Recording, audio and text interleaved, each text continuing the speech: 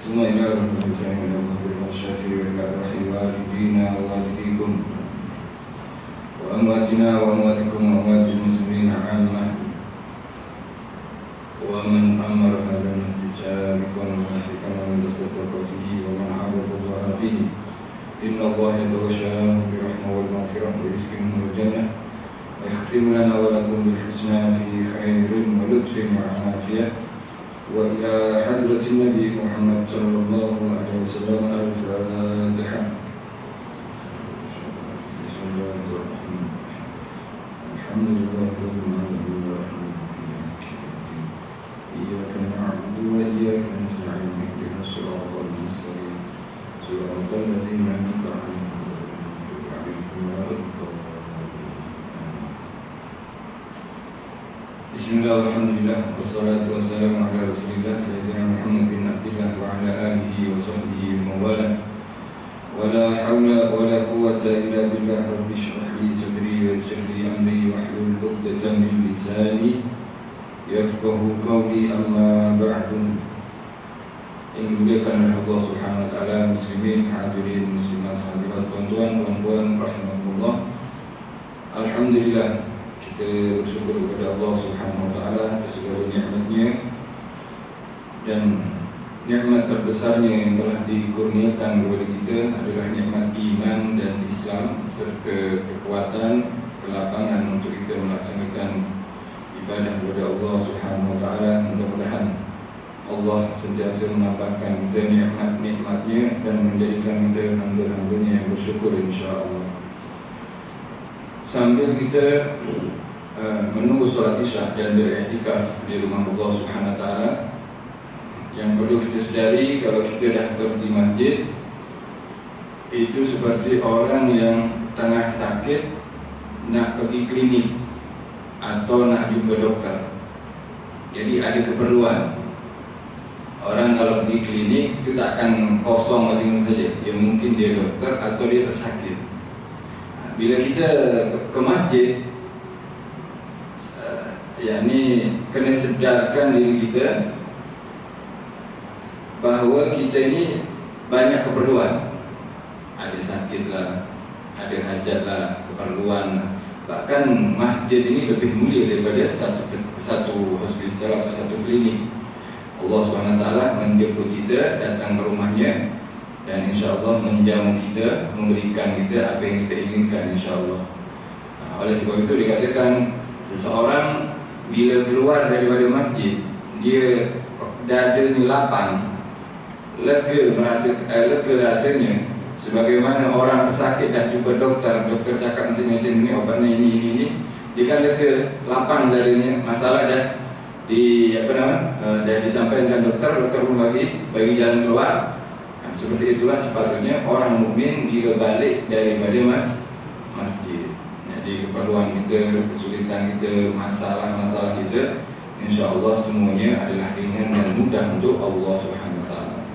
Sambil kita iktikaf insya-Allah di rumah Allah ini, kita teruskan pengajian kitab petunjuk tarikat ke jalan akhirat, yang mana akhir sekali kita kongsikan insya-Allah sabda Rasulullah sallallahu alaihi wasallam, la yadkhulul jannata nammamun.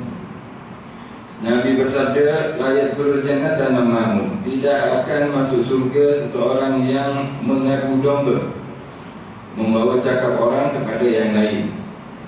Orang yang suka melaga-lagakan saudarinya, melaga-lagakan antara suami dan isteri, antara adik-beradik, antara anak-beranak, antara sahabat dan sahabatnya. Ini disebut namam.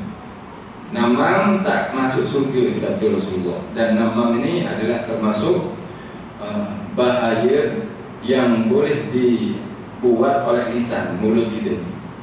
Sebab lisan kan jirmuha sohir wa jurmuha azim. Lisan jirmuha sohir, lisan ini bentuknya kecil, wa jurmuha azim, tapi bahayanya besar. Bahayanya besar.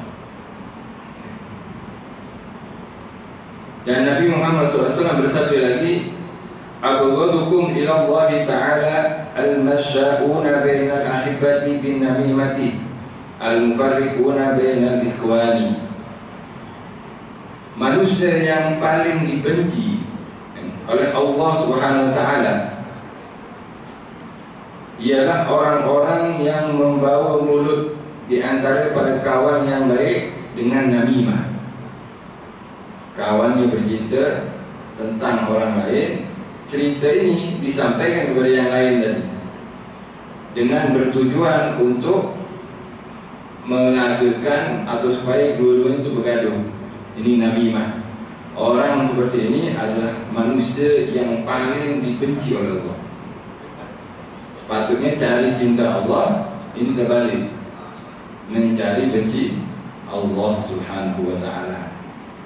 Ya. Ini kadang kita tak perasan, kadang kebiasaan suka sampaikan berita atau percakapan orang lain. Tidak semua yang kita dengar itu boleh kita sampaikan, walaupun itu benar. Sesuatu yang kita dengar itu tak sepatutnya kita sampaikan walaupun itu benar. Sebab kenapa? Sebab terkadang itu akan menjadi masalah besar pada sebagian orang. Kepada sebagian orang, naudzubillah min dzalik.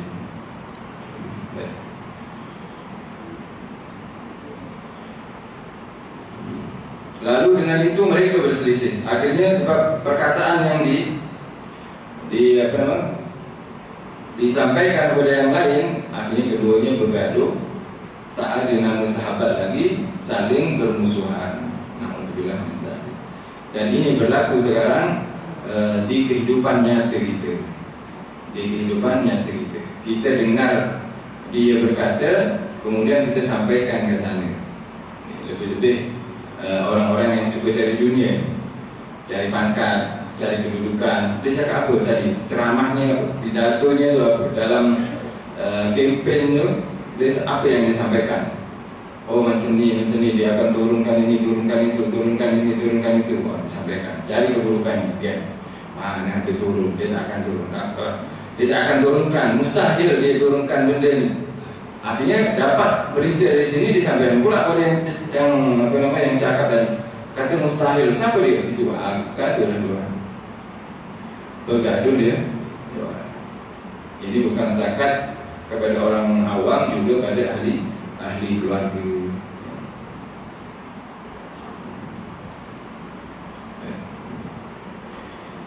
Kemudian termasuk yang perlu kita berhati-hati adalah ghibah mengumpat ya. Dikatakan, dan ghibah pula, ghibah ni apa? Yaitu anda menyebut keburukan seorang kawan di belakangnya, dan jika dia hadir di tempat itu, maka anda tidak akan menyebut kekurangannya, sama ada dapat difahami sebutan itu ataupun dengan berisyarat, yakni sindiran, ataupun dengan tulisan. Ini berghibah, mengumpat bahasa kita. Mengumpat. Ada orang mengumpat dengan ucapannya. Kau kenal dengan orang ni? Dia kenal.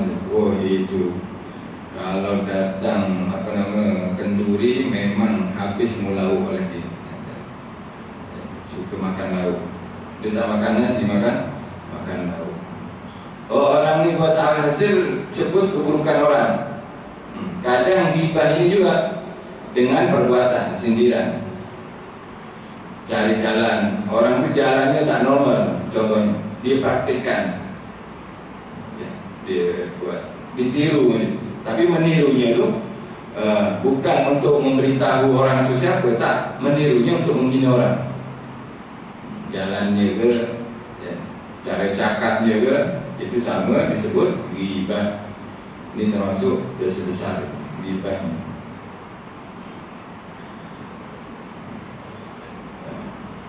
Ataupun dengan tulisan. Ini banyak berlaku dalam buku-buku biografi ya. Biografi seorang. Telah bersabda Rasulullah sallallahu alaihi wasallam, "Kullul muslimi 'alal muslimi haramun damuhu wa maluhu wa irduhu." Semua orang muslim itu kepada muslim yang lain menjadi haram darahnya. Maksudnya haram bila ada orang muslim menumpahkan darah orang lain. melukai orang lain sampai keluar darahnya, haram hukumnya. Atau bahkan sampai menghilangkan nyawa, atau hartanya. Orang muslim mengambil harta orang lain. Ini harta tak semestinya duit. Mungkin dia ambil mangganya, itu harta juga. Mungkin dia ambil bunganya, orang suka ambil bunga. Atau mungkin dia ambil kasut atau selipannya. Ini mengambil harta, ini haram hukumnya dalam Islam. Ini urusannya bukan dia dengan Allah saja nantinya, tapi urusannya adalah sesama manusia. Dan juga kehormatannya, memaki, memfitnah orang lain depan-depan, atau memaki di belakangnya yang dengan cara mengumpat. Beliau bersabda lagi, Nabi Muhammad SAW bersabda, al-ghibatu asyaddu minaz zina. Ya, ghibah mengumpat ini, yakni menyebut keburukan orang adalah lebih berat daripada zina. Dalam riwayat ini, orang berzina itu dosa besar. Kalau ghibah itu lebih berat daripada zina. Dikarenakan apa? Dikarenakan kalau orang berzina itu mungkin taubat, tapi orang menghibah, mengumpat itu tak merasa bersalah, merasa benar. Saya tak cakap tipu, ya. Saya cakap betul orang ini memang buat macam ni, keburukan itu yang betul. Dan oleh sebab itu kalau berzina, orang itu masih merasa bersalah, dan mungkin juga dia akan bertobat kepada Allah. Adapun orang ghibah suka mengumpat ini, jiran suka buat bising, kan ada yang jiran suka buat bising, atau saudara yang sangat kedekut dengan orang tua, adik-beradik kita kedekut dengan mak ayah kita, alhasil keburukan orang. Ketika dia membicarakan tentang keburukan jiran tadi, tengok jiran, sekejap lagi pukul 11 malam ni tutup-tutup, kerja dia apa, hasil dikutuk, diumpat. Ini orang ni merasa benar. Kalau orang berzina itu bersalah, merasa bersalah. Oleh sebab itu ghibah, mengumpat lebih berat daripada zina, sebagaimana telah disabdakan oleh Nabi Muhammad sallallahu alaihi wasallam. Alhamdulillah min dzalik. Dan kita kadang tak perasan ghibah ini, mengumpat ini dosa besar, dan ini dosa boleh boleh dibuat dengan tulisan seperti tadi, atau ucapan dengan lisan itu, ya, dengan lisan itu. Maka berhati-hati daripada mengumpat orang. Selalunya mengumpat itu pastinya orang itu kita kenal, ya. Mungkin sama-sama kerja di pasar, sama-sama kerja satu office, atau satu kelompok, satu taman dengan kita, ya, satu perumahan dengan kita, bahkan satu jamaah, satu masjid. Kan banyak berlaku kan di masjid, di surau, ya, bila ada seorang makmum ini sudah buat hal, sudah, ya, bukan diberi nasihat, tapi dia cakap belakang. Cakap belakang ini yang tak benar. Dia cakap belakang ini yang dosa. Alhamdulillah min dzalik. Seperti yang Allah SWT firmankan, ayuhibbu ahadukum ayyakula lahma akhihi maitan fakarihtumuh. Ghibah, adakah kalian menyukai salah seorang dari kalian memakan bangkai saudarinya? Itu perumpamaan Allah dalam menyamakan ghibah, dalam mencontohkan ghibah. Yang sepatutnya seorang ini bila ada saudaranya mati, dia berduka cita, dia tanam, dia menangis. Tak, ini saudaranya mati, dia makan dagingnya. An yakula lahma akhihi, dia makan daging saudaranya, maitan, dalam keadaan bangkai, dimakan. Ini kan penjahat. Orang sepatutnya ditanam, yang mati tadi dia makan dagingnya. Ini perumpamaan bagi orang yang suka menyebut keburukan orang lain di belakang. Tak kisah dia siapa saja sudah. Ini bukan setakat orang awam kena ini, orang alim pun kena juga. Orang alim pun kan kena. Lebih-lebih kalau orang awam tu tak faham, disebut ustaz kenal tak ustaz ini? Ini saya kenal. Oh, ustaz ni penipu lah ustaz, saya kenal. Oh ya, memang macam jadi je. Ustaz ni kalau orang ni cakap alhasil jadi sudah dulu. Ustaz ni kena dulu. Alhamdulillah min dzalik. Jangan jadi pemunca gitu, yakni pemetik bara api. Naudzubillah. Seperti juga walaupun kita tak cakap, kita dengar saja, itu sama. Al-fa'il wal mustami' sawa'un fil dzambi. Orang yang buat dan juga orang yang mendengar itu sama, dapat dosanya. Dosanya sama. Jadi yang penting bila kita nak mengumpat atau nak menyebut keburukan orang lain, ingat sabda Nabi. Ini kita kena ingatkan diri kita masing-masing. Kadang kita dengar hadis, kita dengar macam tu je lah, kita tak amalkan. Tahu ini haram, kita buat juga, kan macam tu. Tapi hati-hati kalau ghibah ni, Nabi bersabda, al-ghibah asyaddu minaz zina. Ghibah itu lebih berat daripada zina, lebih teruk daripada zina. Kalau zina orang masih bersalah, kalau zina orang itu mungkin bertaubat, tapi kalau ghibah jarang orang bertaubat daripada ghibah. Jarang orang bertaubat daripada ghibah. Sebab kenapa? Sebab dia akan merasa ghibah itu atau ucapan dia, perbuatan dia itu dia merasa benar. Orang kalau dah merasa benar tak salah juga, walaupun hakikatnya itu adalah sangat keliru dan sangat dosa besar di sisi Allah. Oleh sebab itu Allah SWT pernah mewahyukan kepada Nabi Musa AS. Ini ancaman-ancaman bagi orang yang suka mengumpat ini. Ya, untuk kita sendiri. Kadang kita tak sedar menyebut orang lain. Menyebut orang lain tak apa, masalahnya keburukan dia yang disebut. Keburukan dia. Tapi betul Ustaz, dia tu penipu memang. Iyalah, kalau betul tu namanya ghibah. Kan tadi tu ada Ustaz yang borak dengan jamaah. Ditanya, Ustaz kenal Ustaz ni? Kenal? Itu penipu Ustaz. Saya pernah kena. Jadi kan kalau dia betul ucapannya, Ustaz tu memang penipu, Ustaz kedua, itu namanya ghibah. Kalau Ustaz tu bukan penipu, itu namanya fitnah. Sebab Ustaz tu bukan penipu, dia ucapkan penipu, dituduh penipu, fitnah namanya. Dua-dua asyaddu minal apa? Yang satu asyaddu minaz zina, wal fitnatu asyaddu minal qatli. Yang ghibahnya lebih teruk daripada berzina, sedangkan fitnah lebih teruk daripada membunuh. Dua-dua dosa besar. Dua-dua dosa besar. Oleh itu kena berhati-hati. Allah SWT pernah mewahyukan kepada Nabi Musa AS dengan firman-Nya, "Man mata ta'iban minal ghibah fa huwa akhiru man yadkhulul jannata wa man mata musiran 'alaiha fa huwa awwalu man yadkhulun nar." Ini bahaya dengan zamannya.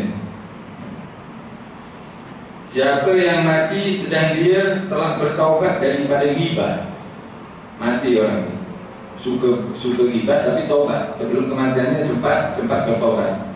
Siapa yang mati dengan dia telah bertaubat daripada ghibah, maka dia adalah orang yang terakhir memasuki surga. Orang yang terakhir masuk surga. Siapa dia? Orang yang bertaubat daripada mengumpat. Ada peluang masuk surga, tapi akhir. Sebab kenapa akhir? Hitungannya banyak, akan ditanya macam-macam. Kenapa hari ini, waktu ini, pada saat ini awak mengucap menyebut keburukan ini? Kemudian kalau orang tak terima, panjang hasilnya, mahkamah itu panjang. Oleh itu dia lamu dalam rasa ketakutan dan kebimbangan serta kerisauan. Itu orang yang taubat ya. Orang yang taubat daripada ghibah itu menjadi orang yang terakhir masuk surga. Dan siapa yang mati masih suka membuat ghibah, mati tak sempat taubat daripada ghibahnya. Kalau yang taubat jadi masuk akhir. Kalau yang mati tak taubat, maka dia adalah orang yang pertama masuk neraka. Orang yang pertama masuk neraka. Oleh itu sangat berbahaya. Lebih-lebih kalau kita menggibah orang soleh, orang baik, kita termakan fitnah dan banyak kan di YouTube video-video yang di-share kan? Seorang penceramah, seorang ini, padahal tak berlaku tu, benda tu tak berlaku pun. Berita orang-orang biasa tak ada kerja tu, buat berita, buat video, dia cakap inilah orang yang telah menipu jamaahnya. Inilah orang yang telah menunggangi agamanya dengan tujuan dunia hasil seperti itu. Kemudian kita di luar itu selepas tengok video kita jadikan tajuk apa namanya? Tajuk lepak lah, tengah lepak, tengok tak video tu. Oh tengok siapa yang ni fulan bin fulan ni. Akhirnya kita bahas lah. Oh ya memang patutlah dia ceramah macam ni, macam-macam ni. Orang yang apa nama ahli maksiat saja ya. Ahli maksiat yang tak terang-terangan dalam maksiatnya, tak ternampak maksiatnya, kita ghibah dia, itu dah dosa besar. Lebih-lebih orang baik. Orang yang sempat taubat daripada ghibah adalah orang yang masuk terakhir nantinya dalam surga. Tapi orang yang mati tak sempat bertaubat daripada mengumpat, maka dia orang yang pertama masuk neraka. Alhamdulillah min balik.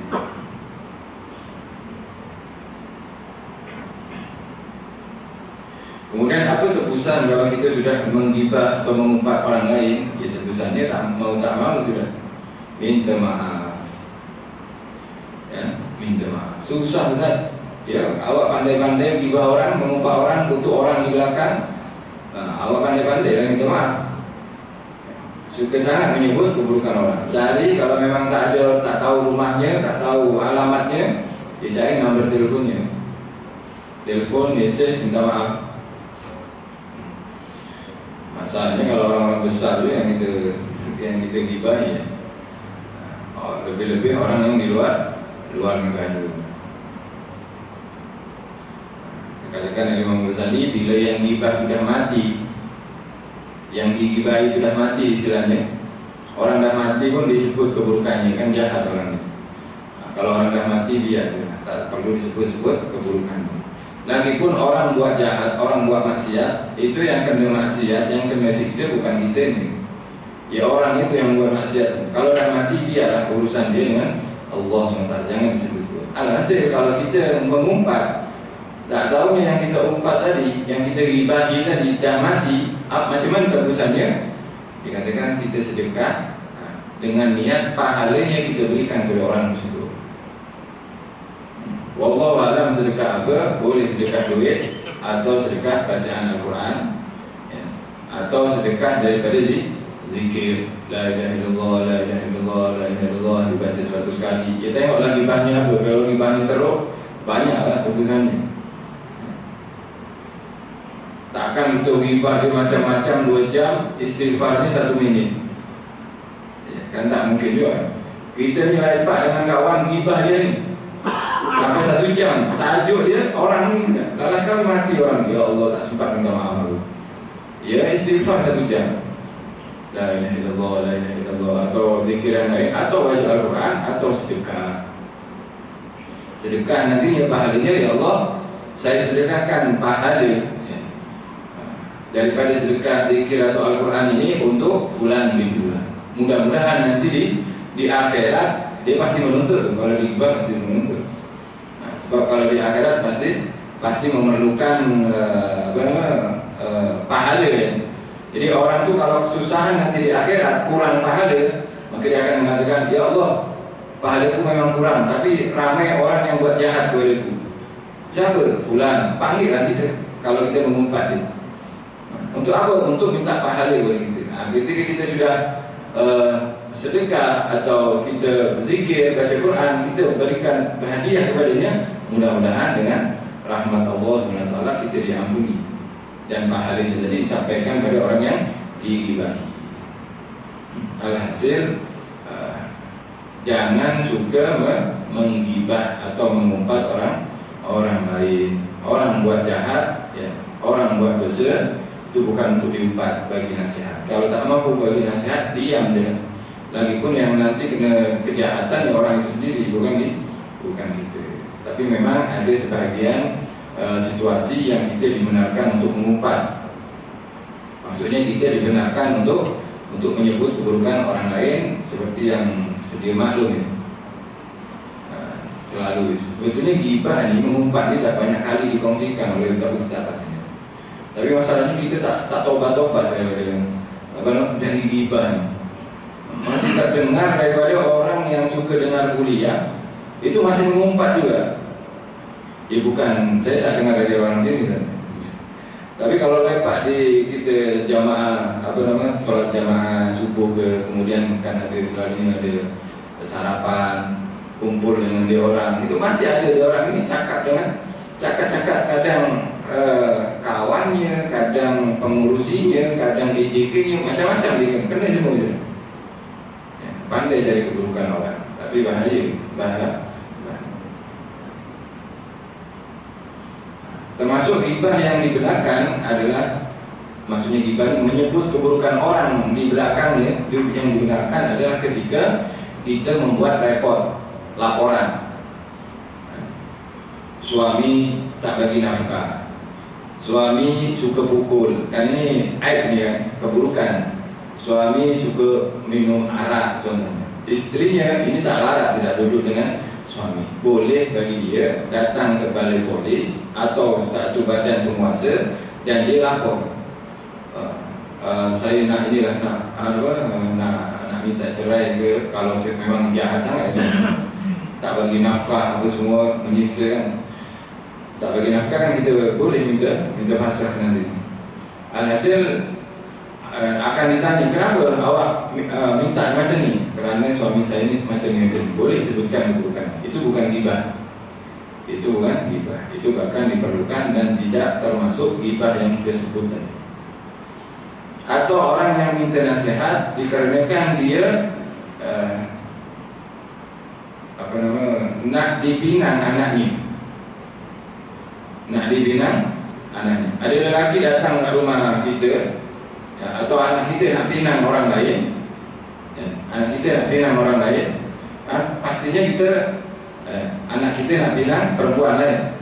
Akhirnya kan kita tengok perempuan tu mana rumahnya, tak tahu lah orang sini.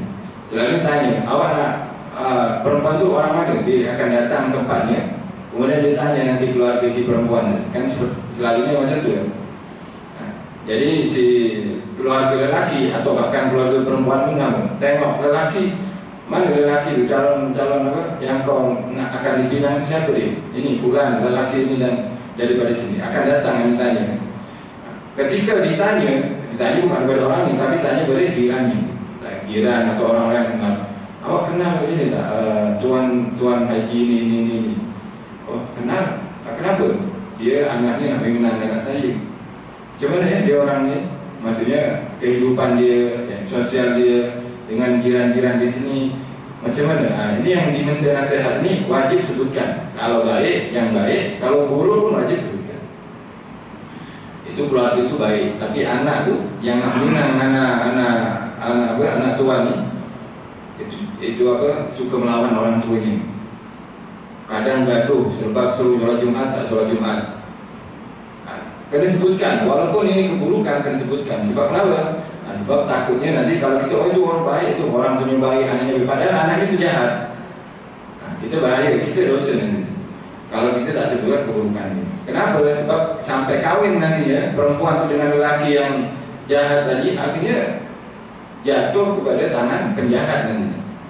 Oleh sebab itu ketika kita diminta nasihat, ada orang datang tanya tentang jiran kita, tapi bukan asal yang lain. Ini tentang meminang ya. Nak meminang atau nak menikahi begitu. Kita kena sebutkan. Kalau orang tu baik, anak tu baik, disebutkan kebaikannya. Kalau ada jahat yang kita tahu, bukan kabar angin, berita angin begitu. Tak, yang kita tahu maka sebutkan. Itu bukan termasuk ghibah, itu termasuk nasihat. Itu adalah termasuk nasihat. Dan juga ghibah yang dibenarkan ketika kita minta fatwa. Minta fatwa daripada seseorang, macam mana ni yang saya buat, saya kena tipu ni dengan fulan. Tiba cerita apa, macam mana jalan keluarnya, minta fatwa, minta hukum hakam kepada seorang ulama. Tapi kalau memang boleh ditutupi. Kalau sekiranya perlu membuka ayat tadi, ya buka. Itu ghibah yang dibenarkan. Minta fatwa, lapor polis ke, lapor mahkamah ke. Kemudian yang ketiga adalah nak menasihati, sebab dia nak tahu orang tu baik atau tak baik, sebab dia nak membina anak kita. Yang keempat yang boleh digibah adalah ahli maksiat yang terang-terangan. mabuk, sambil buat live, buat apa, live TikTok ni. Ini boleh digibah orang macam ni. Atau orang kafir boleh digibah, orang Muslim tak boleh lah, sebab yang hadis tadi ya, setiap Muslim atas Muslim yang lain itu adalah haram darahnya, hartanya dan harga dirinya. Gibah ni termasuk mencederai atau melukai harga diri. Tapi orang kafir boleh digibahi. Kalau kita nak menggibah siapa? Donald Trump contohnya, sekarang masih kafir kan? Atau Netanyahu contohnya, kita kutuk-kutuk dia macam-macam, dia masih kafir, itu masih tak dosa lah. Bukan melaknat, tapi menggibahnya. Ini memang Fir'aun masa moden ni. Ini adalah Fir'aun masa kini, contohnya lah kita gibah. Orang kafir boleh, atau orang Muslim yang terang-terangan dalam maksiat. Tak malu ke dia? Ya, depan-depan orang dia cium perempuan yang bukan istrinya contohnya. Siapa itu? Fulan bin Fulan. Itu lah tu. Orang yang terang-terang dalam berbuat dosa kepada Allah SWT. Ini 4 keadaan ini kita boleh gibah. Yang selainnya gibah itu adalah haram dan dosa besar. Tapi elok tak payah, walaupun boleh itu kalau tak perlu sangat jarang berlaku kan. Tempat-tempat itu jarang berlaku, melainkan yang kafir itu, kafir atau yang kalau yang ahli maksiat tadi yang terang-terangan itu boleh sebetulnya, tapi elok jangan digibah. Sebab apa? Nanti biasa. Mula-mula orang maksiat yang terang-terangan, malah sekali orang tak maksiat pun kita gibah dan ditakutkan sesuai dengan firman Allah Taala kepada Nabi Musa alaihissalam, sesiapa yang mati dan dia bertaubat daripada gibah, maka dia adalah orang yang masuk surga paling terakhir. Orang yang tak sempat taubat daripada gibah kemudian dia mati, maka dia adalah orang yang pertama masuk neraka. Alhamdulillah. Ini scammer sebetulnya. Scam ya. Kita dah ahli ibadah, dah puasa, dah baca Quran, dah berjamaah, dah macam-macam ibadahnya, tapi suka menggibah, ya habis semuanya pahalanya. Habis semuanya pahalanya. Akan dituntut nanti di hari kiamat, yakni di hari mahkamah pengadilan Allah Subhanahu wa taala. Kena ada soalan ya? Tak pernah ada soalan tentang gibah tadi, jangan tentang lain. Tak ada orang, tak hadir yang suka bertanya. Baik.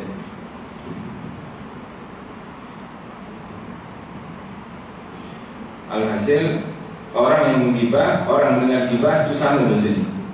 Oleh sebab itu kalau kita duduk dalam satu meja ya, dalam satu meja, sebelah kita menggibah orang, buat-buatlah bagi tanda. Kalau memang kita ada kuasa, kita boleh didengar ucapannya, ingatkan mereka, dah jangan sebut lah, biarlah dia. Ingatkan dia, itu termasuk nahi mungkar nanti. Kalau kita sekiranya kita cakap pun tak akan dia dengar, tak akan berkesan ucapan kita, bahkan kita pun akan dikutuk olehnya, kita buat-buat sakit perut bagi tanda, jangan balik ya. Atau buat uzur-uzur supaya kita terselamat daripada dosa ghibah. Dosa ghibah itu majoriti manusia kena. Tapi untuk yang tahu tentang ghibah ini dosa besar, itu sangat berbahaya. Orang-orang kampung tu dah biasa, kalau di kampung tu dah biasa ghibah orang.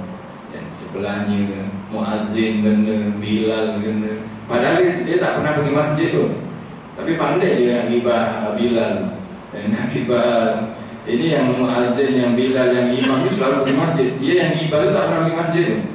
Akan selalunya orang macam tu kan.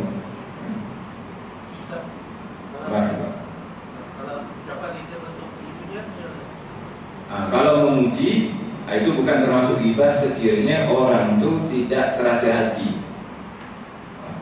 Ini awak tahu tak Haji Fulan bin Fulan itu suka derma. Kalau derma banyak, suka tolong orang, dia pemurah gitu.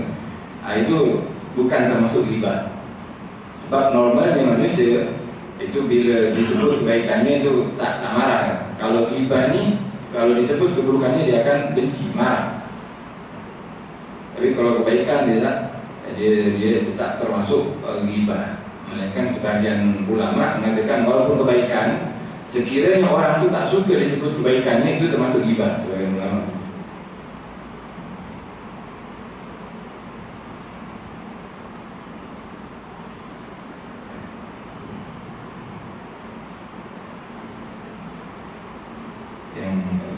ya ini kasihan juga kalau dengar orang-orang cerita yang banyak kena sebetulnya ahli politik sebetulnya. Ya kita sudah itu kawan saya Ustaz dulu, MB ke, YB ke, apa-apalah menteri ke, apa ke, itu banyak kena dia orang. Saya fikir orang ni walaupun dia orang tak banyak pergi masjid, tapi yang menggibah ni ahli masjid, jadi dapat pahala dari sini. Jangan macam tu ya. Kita dah bukan pernah, maksudnya kita kumpul-kumpul bekalan untuk akhirat, kita transfer macam tu je ke orang, pahala itu. Biarlah dia. Tapi betul Ustaz, duit ini 1 juta, 1 bilion hilang contohnya. Iyalah, kalau tak betul awak fitnah dia, kalau betul awak gibah dia. Kalau memang dia pencuri 1 juta, 10 juta, 100 juta, 1 bilion, dia memang pencuri, itu gibah. Tapi kalau dia tak tahu lagi, tak pasti lagi 100 juta itu dari mencuri atau tak, itu fitnah namanya. Dua-dua dosa besar. Lepas tu apa tajuk lepak kita? Ya lepak ayam ke, kangkung ke. Dosa-dosa yang tak ada manusia tu kenapa ya?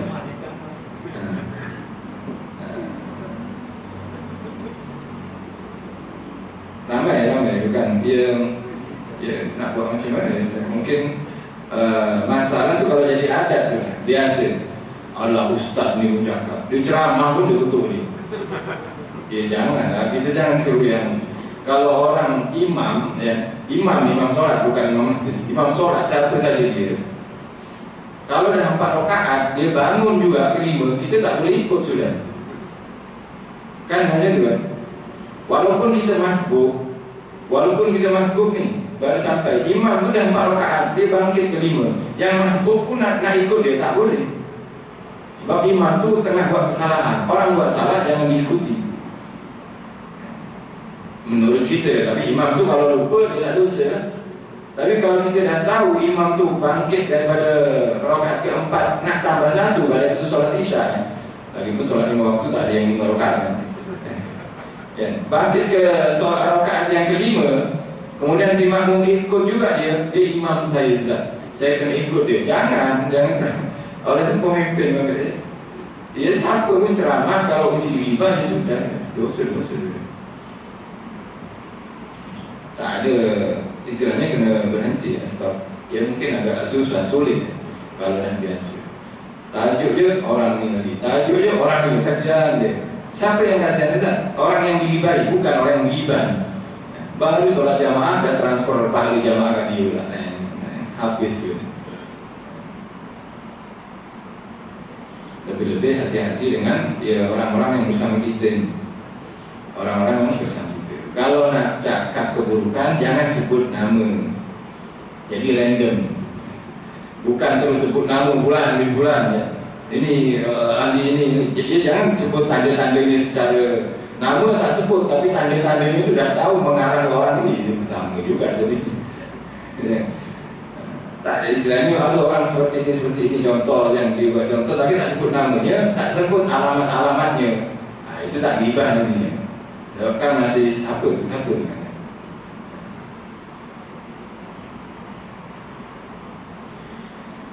Baik. Ini bukan kasihan yang dighibahi, kasihan diri kita. Dan pernah cari pahala, lalu sekali pahala itu kena tarik juga pahalanya kena bagi kat dia. Itu kalau kita diterima pahala ibadahnya. Kalau tak diterima, dosa dia dihantamkan ke kita, diambil dosanya hantamkan ke kita. Sebagaimana telah akan disampaikan oleh Rasulullah SAW yang berikutnya. Dikatakan awas anda jangan bersifat zalim, kerana kezaliman itu adalah kegelapan di hari kiamat, terutama sekali menzalimi hamba Allah SWT. Orang yang cukup zalim di dunia, hidupnya akan gelap di dunia, dan juga di akhirat dia tak akan barzahnya, kubur itu gelap, ketakutan dia nantinya. Karena sesungguhnya dialah satu kezaliman yang tidak akan dibiarkan oleh Allah.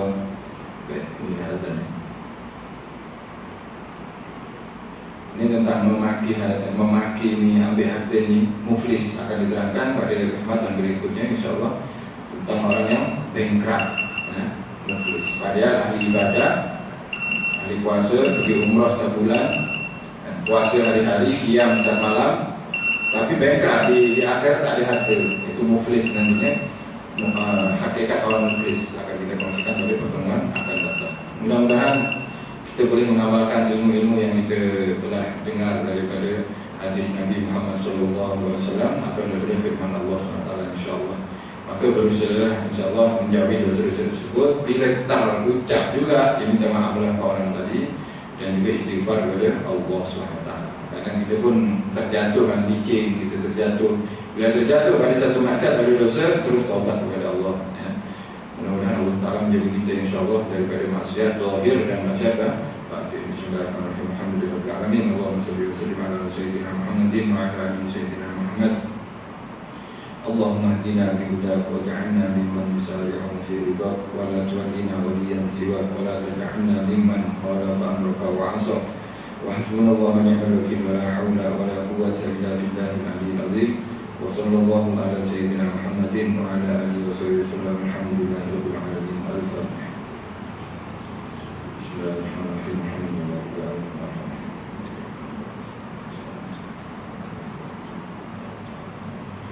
Jazakumullah khairan katsira. Terima kasih saya ucapkan atas segala perhatian, kesilapan, kekurangan atau kasar dalam penyampaian mohon dimaafkan. Wabillahi taufiq wal hidayah. Assalamualaikum warahmatullahi wabarakatuh.